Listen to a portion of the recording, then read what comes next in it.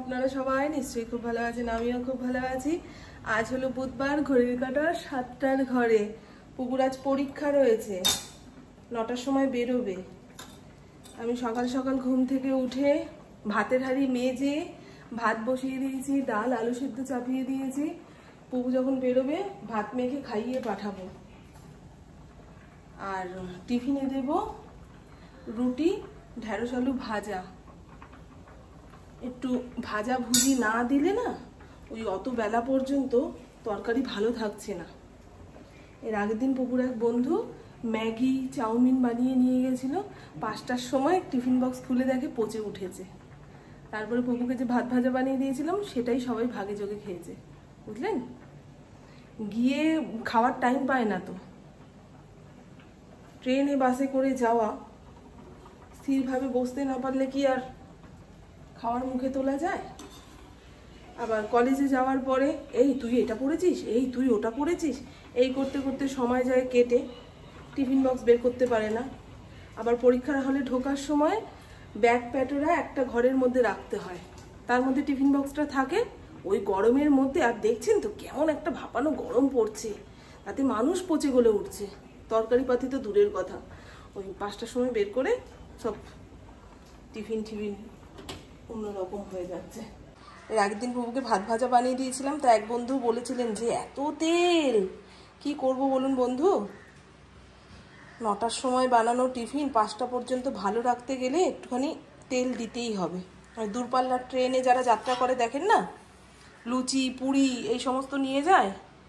কেন নিয়ে যায়? যাতে খাবারটা অনেকক্ষণ যাবৎ ভালো থাকে, একটু ভাতটা বেরিয়ে যাক। ভীষণ গরম পড়েছে গো, ভীষণ গরম পড়েছে। আমার পুপু এত ভাজাভুজি পছন্দও করে না। একটু তরকারি দিলে তৃপ্তি মতন খেতে পারতো, কিন্তু তরকারি রাখা যাবে না, নষ্ট হয়ে যাবে। ও মা আমার সঙ্গে সঙ্গে উঠেছে। কি কাজ করেছ? হ্যাঁ গো,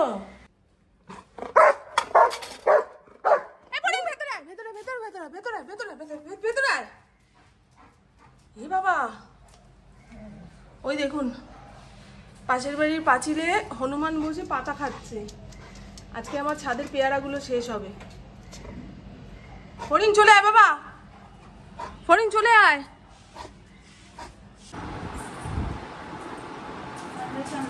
সুন্দর লাগছে। আবার কি? টাটা প্রভু, টাটা বাবা, টাটা। ধীরে সুস্থে যাবে, হুটোপাটি করবে না, জল খাবে, টিফিনটা ঠিক টাইমে খেও। আমার ঘরের সামনের তুলসী গাছটা দেখুন, ডালপালা বেরিয়ে একচ্ছত্র। ওটাকে ফেলে আবার নতুন চারা বুনতে হবে। আজকের মতো কাজকর্ম শেষ, এখন একটুখানি বসবো। আজকে স্পেশাল করে 1 কাপ চা বানিয়ে খাবো। 10 মিনিট নিচের ঘরে সময় কাটিয়েছি, কারণ পুপু ইন্দ্র বেরিয়ে যাওয়ার পরে যদি কিছু নিতে ভুলে যায়, ওমা ও মামুন ডাক দিলে সঙ্গে সঙ্গে হাতের কাছে জিনিস এগিয়ে দিতে হবে, সেই জন্য। ও চোখ মুখ কি কালো কালো লাগছে না? আমাদের শ্রীরামপুরে যে গরম পড়েছে না বন্ধু, বাবারে, প্রত্যেকটা মানুষের মুখে এক কথা। টানা 3-4 দিন বৃষ্টি হওয়ার পরে এই ভাদ্র মাসের গরম, পচা গরম যাকে বলে। কে বলবে শ্রাবণ মাস? ওই একটানা বৃষ্টি হয়ে সব বৃষ্টি শেষ। এখানকার চাদরটা পাল্টে দিলাম, পাল্টে দিইনি, আগের চাদরটার ওপরে এই চাদরটা পেতে দিয়েছি। এখন তো পুপু সারাদিন এখানে বসেই পড়াশোনা করছে। জায়গাটা পরিষ্কার পরিচ্ছন্ন না থাকলে।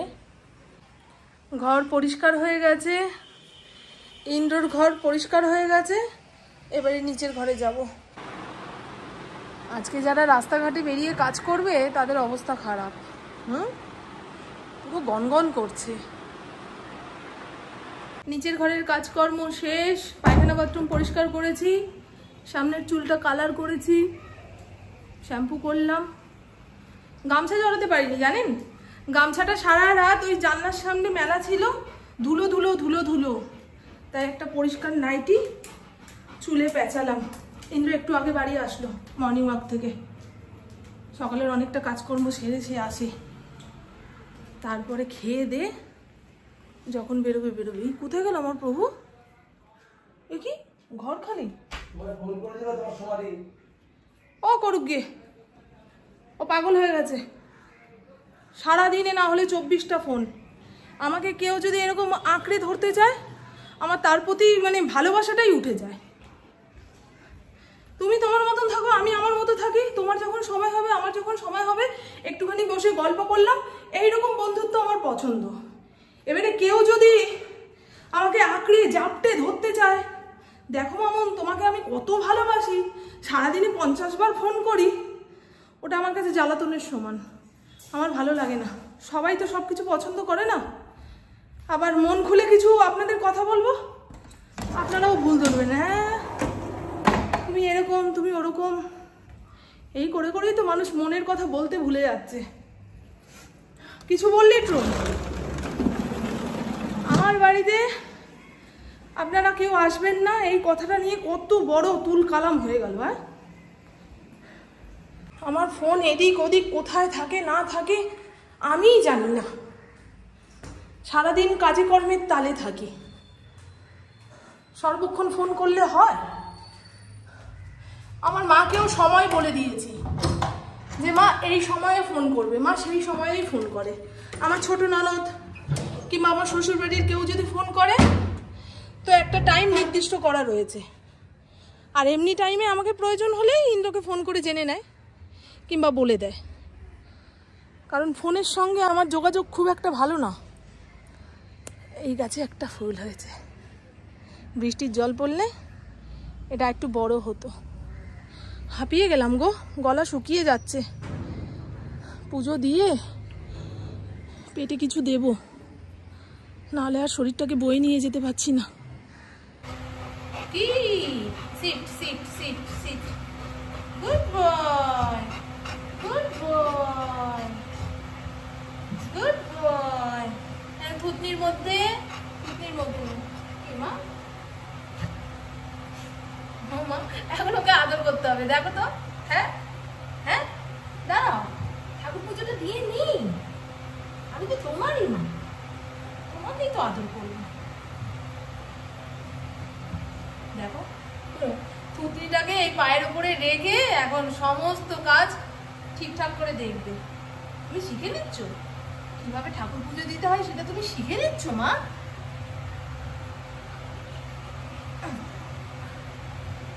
আমি আমার জন্য 1 কাপ চা বসিয়ে ইন্দ্রর ভাতটা মেখে টেবিলের ওপরে রাখি। এই লোটে মাছের কিছুটা আমার আর ইন্দ্রর জন্য করব, আর কিছুটা ফড়িংয়ের জন্য করব। কুকু তো লোটে মাছ খায় না, তাই আজকেই রেঁধে বেড়ে আমরা খেয়ে নিই।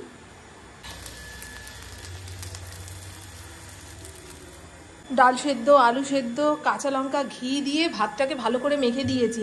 এই সাইডে একটু আলু ভাতে মেখে দিয়েছি, আর 2টো ডিমের অমলেট। আজকে দুপুরে আর খেতে আসবে না, আস্তে আস্তে বিকেল 5টা বাজবে। ঘরে আসো, টিভিটা চালাই। পুরো বাড়ির মধ্যে ওপরের এই ঘরটাই একটু ঠান্ডা, নাহলে সব ঘরে যেন আগুন জ্বলছে। সারা রাত এসিটা চলে না এই ঘরে, আর জানলা কপাট খুলি না, তার উপরে জানলার মধ্যে মোটা মোটা পর্দা লাগানো, রোদটা আসবে কোথা দিয়ে, ওই জন্য ঠান্ডা। বিস্কুটের প্যাকেট, কৌটো, নিঃশ্বাস নিতে পারছি না, ভালো লাগছে না।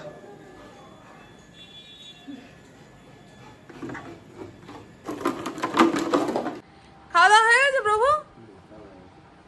উনি একটু রেস্ট নিয়ে তারপরে বেরোবে। চলুন, আমি অনেকক্ষণ যাবৎ ঘরের মধ্যে শুয়ে গান শুনছিলাম। কাজে কর্মে চাপ না থাকলে না, সেই দিনগুলো যেন সুখের দিন। ফড়িং লোটে মাছের গন্ধ পেয়ে রান্নাঘরে 2 বার ঢু মেরে গেল। এই একবেলার লোটে মাছ ফড়িংয়ের জন্য বানিয়ে রাখি, শুধু হলুদ দিয়ে সেদ্ধ করে রাখবো। লোটে মাছ, বোয়াল মাছ আর ভোলা মাছ এই সমস্ত মাছ রান্নাঘরে আসলে ফড়িংয়ের রান্নাঘরে আনাগোনা বেড়ে যায় জানেন। তবে মাছ দিতে ভয় পাই, গলায় কাটা বিঁধে গেলে তখন কি করব, ঠিক আছে। আর এখানে ফড়িংয়ের চিকেন বড় প্রেসার কুকারে করে না বসালে না হতে চায় না। রঙ্গিলাকে তো খেতে দিয়েই গেছে। তো চলুন বন্ধু, আজকের লোটে মাছটা আমি আমার শ্বশুরবাড়ির স্টাইলে রান্না করব। রসুন তরকারির মধ্যে থেতো করে দিলে এক স্বাদ, কেটে দিলে এক স্বাদ, বেটে দিলে এক স্বাদ। আমি থেতো করে নিয়েছি। আর এখানে সবজি বলতে নিয়েছি বেগুন, আলু, টমেটো, পেঁয়াজ, সব কিছু একদম লম্বা লম্বা চিকন চিকন করে কেটে নিয়েছি। আর লোটে মাছটা কিন্তু ধুয়ে গামলার মধ্যে রেখেছিলাম, সেটা দেখাতে ভুলে গেছি। এর মধ্যে থেতো করা রসুন, চেরা কাঁচা লঙ্কা, হলুদ গুঁড়ো, জিরের গুঁড়ো, লঙ্কার গুঁড়ো, পরিমাণ মতন লবণ আর কাঁচা তেল একসঙ্গে দিয়ে ভালো করে চটকে চটকে মেখে 10-15 মিনিট রাখতে পারলে খুব ভালো হয়। তবে ওই ম্যারিনেট করার পরে আমার হাতে আর সময় থাকে না, তাই সঙ্গে সঙ্গে রান্নাবান্না শুরু করব। মাছ ম্যারিনেট করার সময় একটুখানি তেল দিয়েছিলাম, তাই বুঝে তেল দিতে হবে। এখানে ফোড়নের জন্য নিয়েছি কালো জিরে আর শুকনো লঙ্কা। দেখুন কালো জিরেটা তেলের মধ্যে পড়ার সঙ্গে সঙ্গে কেমন রং ছেড়ে দিল।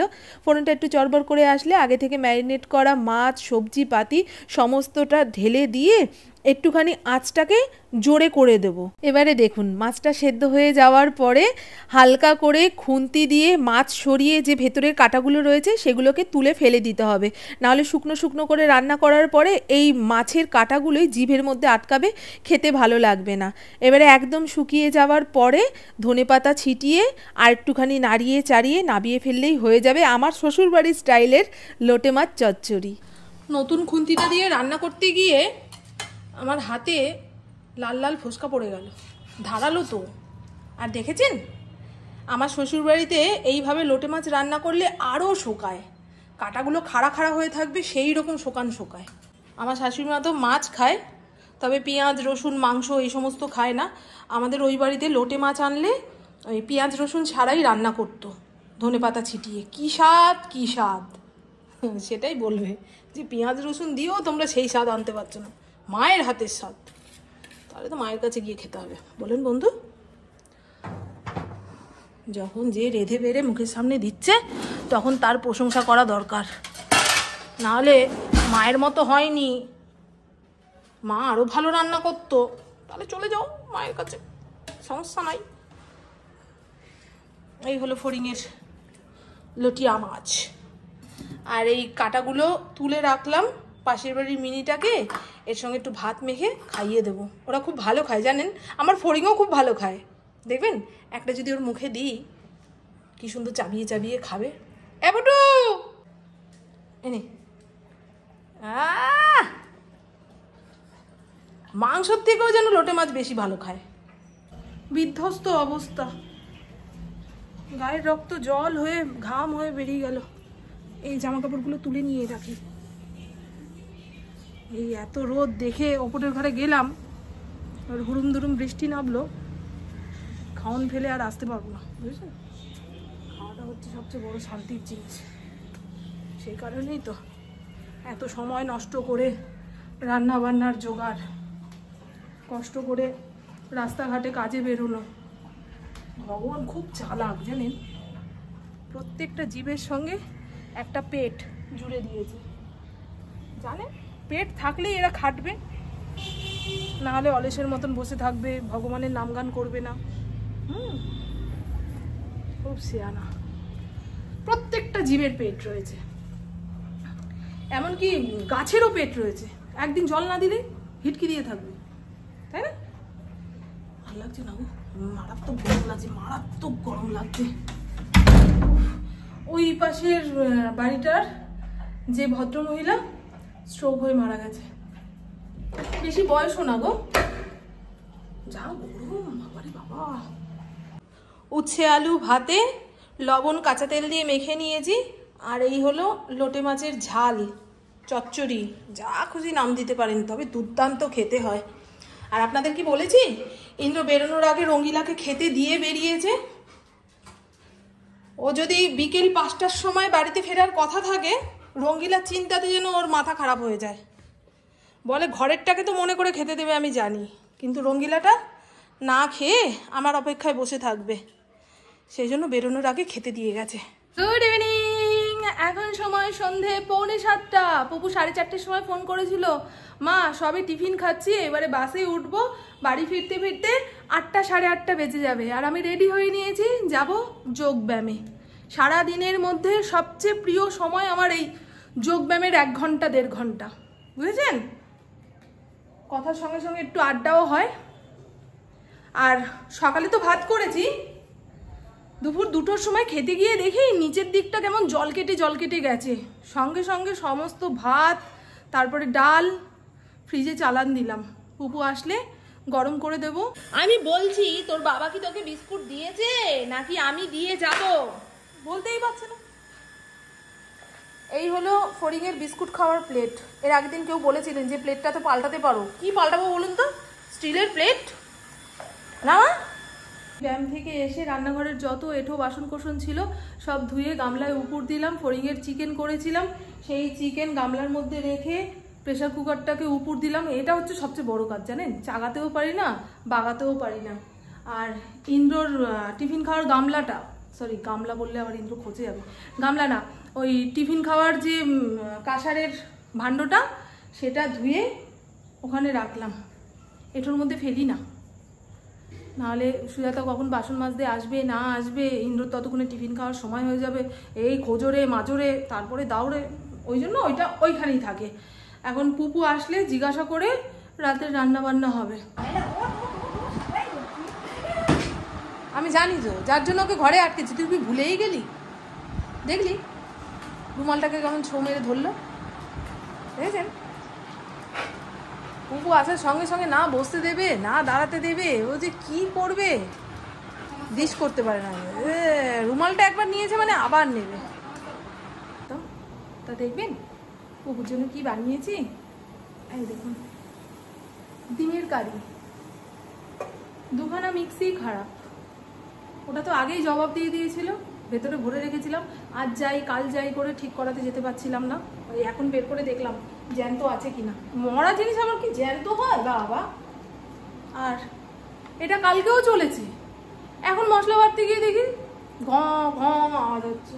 এই দুটো একসঙ্গে নিয়ে যাব, সেই জন্য দেখি ডিমের কারি পুরো ছাকড়া ছাকড়া হয়ে রয়েছে।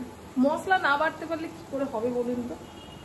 মশলা ভালো করে পেস্ট করে যদি তরকারিপাতি করা হয়, দেখবেন মাখো মাখো গায়ে গায়ে একটা ব্যাপার আছে, বলো না তো? আর ইন্দ্রকে রুটি করেছি, সেটাও দেখাই বাবা। এই জামাটা পরে কিন্তু আমি ব্যায়াম করি না, ব্যায়ামের জামা অন্য, শুধু যাতায়াতের এই যে এই জামাটা। তাই ভাববেন না যে বাইরের জামা পরে এত কাজকর্ম করে ফেললাম। এই যে 5খানা রুটি বানিয়েছি, আটা কি মাপের নিলাম কে জানে। 3 কাটা রুটির দরকার ছিল, 5খানা হয়ে গেছে। সে যাই হোক, কাল সকালবেলায় আমি পুপু চায়ের সঙ্গে খেয়ে নেবো। বোঁদে আনতে বলেছি, দেখবেন কত এনেছে। আমি সব মিষ্টির থেকে বোঁদে আর গরম গরম রসগোল্লা, এই দুটো মিষ্টিই ভালো খাই। তা এত রাতে তো রসগোল্লা পাওয়া যাবে না, বোঁদে নিয়ে এসছি। কত এনেছে দেখেছেন, পাড়ার লোককে ডেকে খাওয়ানো যাবে। মিক্সিটা যদি ভালো থাকতো, আজকে দুধ সুজি দিয়ে রুটি খাওয়ার প্ল্যান করছিলাম। অনেক দিন খাইনি গো, কি করা যাবে, ভালো লাগছে না। তো চলুন বন্ধু, আমার বকবক আজকের মতন এইটুকুই। আপনারা সবাই খুব খুব খুব ভালো থাকবেন, নিজের শরীরে খেয়াল রাখবেন, সুস্থ থাকবেন, আর অল টাইম স্মাইল করতে হবে। তারা সমস্ত কাজকর্ম তো সেরে রেখেই দিয়েছি, এবারে রান্না নামিয়ে গা হাত পা ধুয়ে ওপরে ঘরে যাবো। আর পারছি না বাবা, বিষাক্ত গরম।